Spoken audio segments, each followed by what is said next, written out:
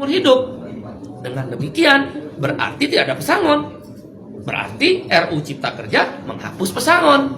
Itu jelas di situ dikatakan. Bahkan penghargaan masa kerja dalam undang-undang sebelumnya nomor 13 diturunkan nilainya, dan penggantian hak buruh dihapus. Dia balikan kesepakatan pasti pengusaha menolak. Jelas pesangon hilang. Yang ketiga adalah penggunaan outsourcing yang masif. Yang sebelumnya outsourcing hanya 5 jenis pekerjaan, sekarang diperbolehkan. Sekarang semua jenis pekerjaan dan tidak ada batas waktu.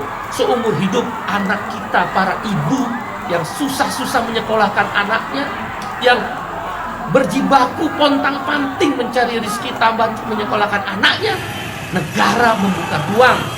Para agen, saya quote and quote, bukan berarti seperti itu, tapi quote and quote tanda petik, menjual buruh kepada pengusaha-pengusaha yang serakah itu, karena sekarang bisa melalui agen bebas seumur hidup dan tidak jelas masa depannya. Yang keempat adalah alasannya karyawan kontrak sekarang bebas.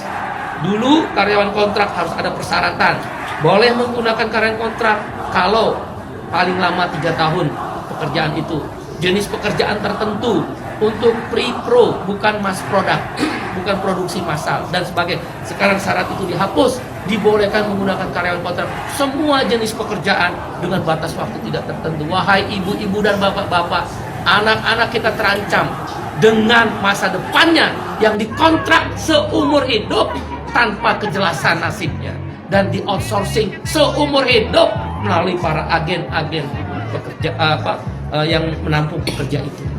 Berbahaya buat negara ini, terlalu liberal, tidak ada perlindungan negara kepada rakyatnya.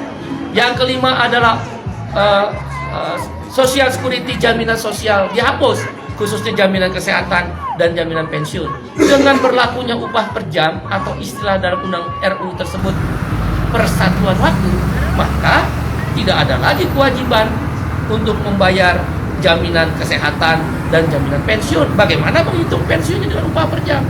Ditambah dengan adanya outsourcing dan karyawan kontrak yang bebas, siapa yang bayar jaminan pensiun para buruh dan pekerja itu? Dunia pekerjaan Indonesia terancam, pekerja-pekerja lokal terancam. Ditambah yang keenam alasannya adalah tenaga kerja asing. Dulu harus mendapatkan izin menteri, sekarang hanya sekedar pengesahan tanpa perlu izin menteri.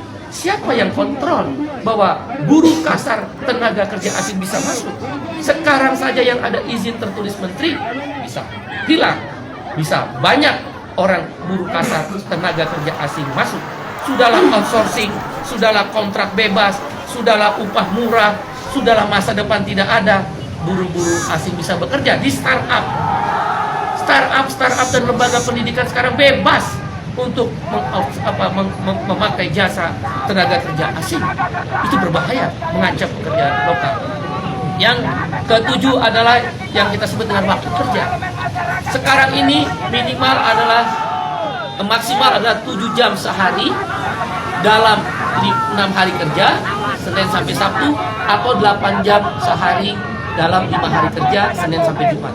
Dalam RU Cipta Kerja dihapus semuanya, hanya dikatakan maksimal 40 jam seminggu. Berarti orang boleh bekerja, buruh dipaksa bekerja 14 jam seminggu, dan buruh tidak diberi waktu istirahat karena lemburnya boleh 18 jam dalam sehari.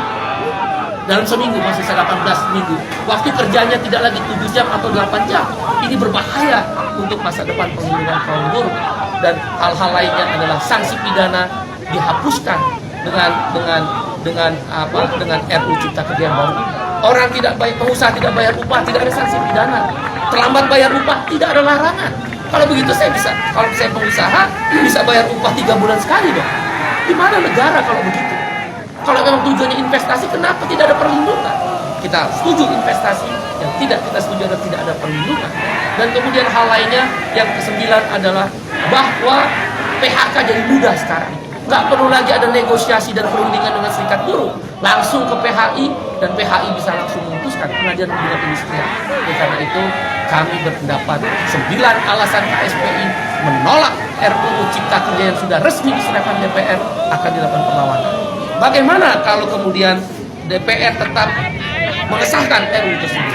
Ada 3 langkah yang kami lakukan. 1, aksi besar-besaran selama pembahasan di DPR, maupun kalaulah dipaksa untuk disahkan yang merugikan sendiri tadi. Aksi nasional, aksi daerah, bahkan tidak menutup kemungkinan aksi yang melibatkan komponen yang lebih luas. Kawan-kawan mahasiswa, mereka terancam. Begitu masuk pasar kerja, tidak punya masa depan. Para ibu-ibu, bapak-bapak terancam karena mengeluarkan biaya tinggi untuk menyekolahkan anaknya, tidak punya kepastian masa depan untuk anak-anaknya.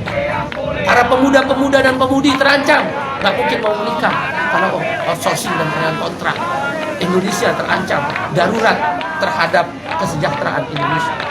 Karena itu aksi besar-besaran melibatkan semua masyarakat yang lebih luas dan masih akan dilakukan di DPR, di pemerintah, di daerah, bahkan boleh jadi secara nasional akan dilibatkan aksi yang lebih besar-besaran. Menghentikan produksi kalau memang